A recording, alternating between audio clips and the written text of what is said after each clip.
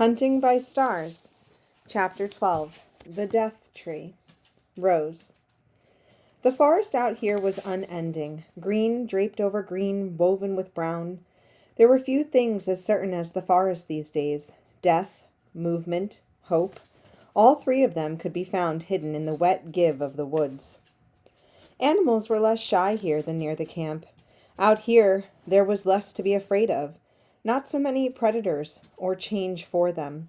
Squirrels chased each other in the treetops like light-footed toddlers. Bugs big enough to have to crunch with your molars climbed over rotting logs. Derek used this time to hunt on the go. Sometimes that meant running ahead of Rose, finding a blind, and waiting for prey. "You better not mistake me for a moose," she called after him as he set off. "No chance," he shot back. "A big gopher, maybe a skunk, but definitely not a moose." She laughed. It was easier to forget the potential danger, immersed as they were in the woods. A bit easier to put down the anxiety that had made her rush out here in the first place. The world around them was lush to the point of opulence, and they were once again kids left to roam the garden. Flowers twisted on slim vines along the forest floor and up the trees. Whole canopies of orchids had braided together over hollows in too damp trunks. Earthworms slid slow bodies over one another like busy fingers in the soil, and everywhere was the smell of dirt. Real dirt, rich dirt, dirt meant for growth. Rose and Derek relaxed and filled the space as much as their conditioning would allow them, still pausing at each sound but no longer jumping. Derek found small game. They didn't have time or room for anything bigger than a rabbit. He even picked some herbs to go with the wild meat and was able to cook gourmet over a spit. The first 2 days passed this way: food and walking, sleep and walking, games bored children used to play on road trips, switched up to fit their surroundings, and more walking. "I see an ant, A-N-T, your letter is T, over there a tree." He spun around, pointing in all directions. "No, jackass, that's cheating. You have to be specific." Okay, he answered, scouring the ground as they walked. He pointed to a small shrub. "Taxus, T-A-X-U-S. Your letter is S." "What the hell is taxus?" "Did you do any learning during the last few years? Geez, Marisu, you better spend more time with the bushmaster here. It's a kind of yew tree." She thought for a moment, the term familiar. "Isn't yew called the tree of death?" "Yeah, it is." "And aren't they found only in the South?" Derek stopped. "Well, I mean, things are changing, right? Climate's all messed up. They must grow up here now." He shrugged, a smile playing at the corners of his lips. Rose caught up to him and gave him a half-hearted shove. "Yeah, right. Sounds like the bushmaster could do a little more schooling." Derek over-exaggerated a tumble from her push and then recovered into a full pirouette. He seemed to be a fine mood today. Last night they'd shared his little tent, and when she'd woken up in the early morning, she had her back to him, feet touching his, and was sleeping under his arm. She immediately thrown him off with an annoyed grumble, but wondered if it had contributed to his sudden sunny outlook. He pushed aside an overhang of moss ahead of her, and caught sight of something bright in the distance. "Tent." Derek stopped altogether, his neck at its full extension, his body held on tiptoe. "And what's that? Another death tree? Besides, it's my turn, unless you concede that taxus was bullshit." He thrust his arm out behind him and lowered his hand as Rose without looking at her. "Shh!" She crouched, an automatic reaction to the universal symbol for "get down." After a moment she whispered, "What is it?" "I told you," he hissed over his shoulder. "A tent." He stood like that, not even moving his chest as he breathed, for 2 minutes before resuming his normal posture and taking a deep gulp of air. He whispered, "Okay, no movement. Let's go slow." They both got down as low as they could and moved in a kind of commando glide, cutting through the thicker foliage, crawling under a knot of old oak and maneuvering around an overgrown blueberry bush. Rose finally saw the tent. It was green, and the front flap was open and blowing in the breeze. The movement startled them, and they held their breath. But when no one emerged, they moved forward.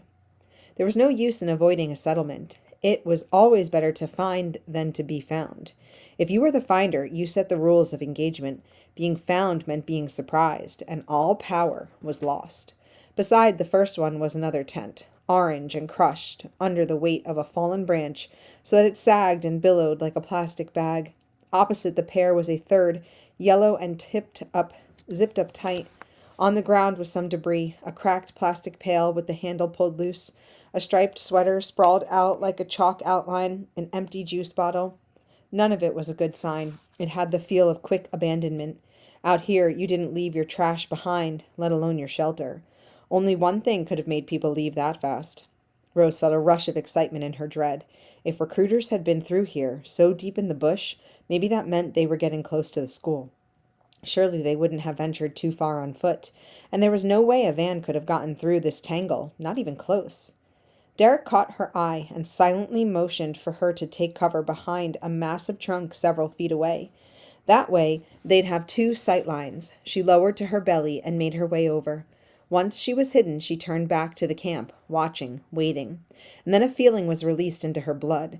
It was cold and heavy and moved quick like a hungry snake. Panic. Useful when you have to run, but deadly when you have to think. It wound its way up her spine and made her fingers numb. Something was up. When Rose was young, she had lived with her grandmother and two great uncles. They'd taught her everything she needed to know about what was to come by teaching her everything she needed to know about what had already come. It had been a childhood full of lessons like Bush Life 101. Her grandmother, always the most stubborn person in any room, had sent Rose off with her uncles when she became too frail to travel, insisting she'd be fine. It was almost a year before Rose had been able to accept that the old woman wasn't playing bingo with her friends on the res, that she wasn't cooking bread in her small wood stove, that she was, in fact, dead in the shed where they'd left her.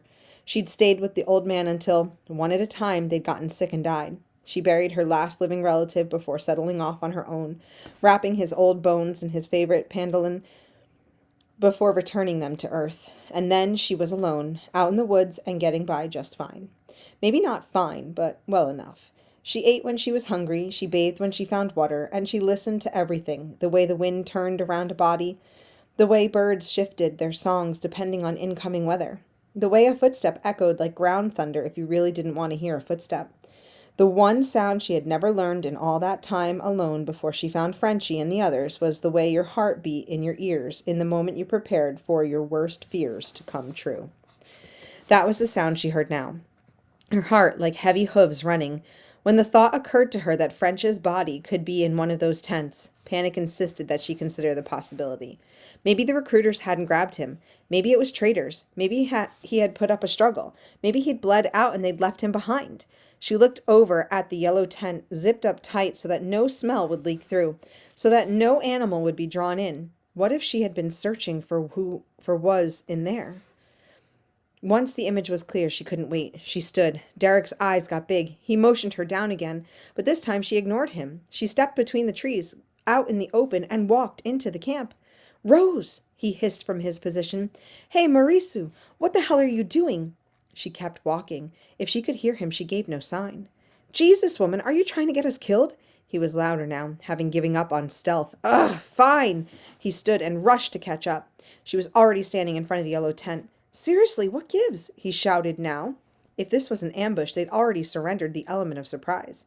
"Shut up." She couldn't explain. Not now. There was only the pulse in her head and the feeling of mud in her limbs. She had to make them work, had to grab the zipper and pull. She had to know, and there was a part of her that was sure what she would find. Something bad was coming. There was danger nearby, or maybe its ghost. Maybe it had already passed through. But something bad was close. She knew it. And her instincts had never been wrong before. "What is it?" Derek was annoyed more than alarmed. His eyes moved around the space. This whole thing could be a trap, an elaborate stage set to lure in a passerby. He kept the rifle cocked and moved it around with his gaze. Rose grabbed the zipper of the yellow tent and, taking a deep breath, yanked it down. It caught and hitched a bit, but she managed to open it all the way. The wind caught the flaps, and then she could see the entire interior at once. A sleeping bag rumpled in the corner, a lantern tipped on its side, and a stack of tin mugs. Nothing more. No body, no blood, no French. She released her breath, and her shoulders dropped from her ears. Snap! It sounded like an axe hitting a young trunk, one wet and sinewy, enough to resist. And then a scream filled the clearing, so solid and sharp it was like a river ice cracking. It made her duck and lift one foot off the ground at the same time.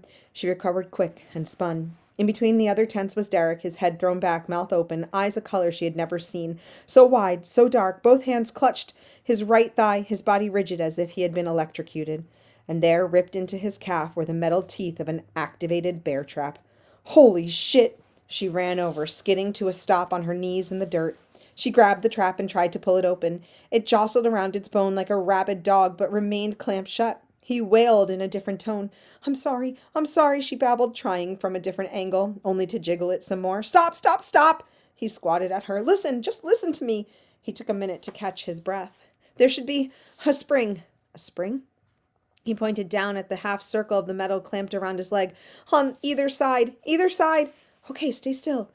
Where the hell am I going to go? He was trying to look away, but the wound kept pulling his gaze back. His pants were ripped, and through the holes were oozing circles of blood, the metal tips buried in his skin. Give me 1 second, Rose said through her panic. Just 1 minute to find them. Ah, there, got him. Push them down. Both of them? Yes, at the same time. His gritted teeth in anticipation and turned his upper body away. Rose pushed and Derek tensed, mouth open with no sound coming out, but neither spring budged. She pushed harder, and the teeth bore bigger holes where they had found purchase. Jesus, be careful. I am. She shook out both of her hands as she touched something hot. They're stuck. He looked down at her, his whole face bright red and sweaty. They can't be stuck. The trap wouldn't have sprung. Okay, well, Mr. Trap Expert who somehow got caught in a trap, they are stuck. She put both thumbs on the springs again and pushed out her breath in a small puff. All right, here we go. This time she pushed with all of her strength, ignoring the pressure of the metal against flesh. It's not working. Keep pushing, Derek shouted through his teeth. And after what seemed like forever, the trap snapped and the spring gave way. The teeth stayed where they had bitten, but the pound of pressure was gone. Done. Derek collapsed to the ground, holding his leg at an odd angle. Oh, Jesus, oh, God. They were on their backsides in the dirt, now watching not the injury but the shattered quiet of the forest. If anyone was near, they would have heard. If they had heard, Rose and especially Derek were done for. This potential was more painful than anything else. Derek, Rose whispered. Yeah, we gotta get it off. I know. He closed his eyes. Now. I know. Just give me a minute. He worked to make his breath even. No, I mean ASAP. Look at it. She motioned with her chin to the trap. It was rusted to a jagged edge, rusted to a burnt orange finish, rusted to death. Rose, yeah. Did you bring any antibiotics? She shook her head. They pulled themselves up quick. Okay, I'll grab this side, Derek said, placing his fingers carefully around the left side. You take your other. Watch your hands. Rose pulled the sleeves of her black hoodie over her fingers and used the fabric to grab the right side. Then she nodded to him. Okay, on 3. 1, 2, 3! They yanked back, and immediately the blood started flowing, soaking into the dark green of his pants, filling his shoes with thick wet. Once he pulled his foot through, Rose tossed the sprung trap into the bush. Who the hell leaves a bear trap in a campsite? She was worried. Out in the woods with no meds and a deep cut from a rusty trap, it was looking more and more like they wouldn't make it to the school, or maybe even back to the settlement. We would. Derek lay flat on his back, arms flopped out at his sides, chest heaving. True. She pursed her lips and raised an eyebrow. It's actually kind of ingenious, now that I think about it. Even with the Indians gone, this still could have messed up a recruiter real bad, like bush warfare. After a few minutes, the birds returned to their songs, and the insects clicked and slid over the cunning green. All around, a soft drizzle felt like a reprieve. Derek, we gotta do something fast, as much as we can with whatever we have.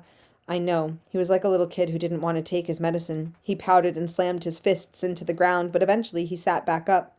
Rose dug through their bags for whatever she could find.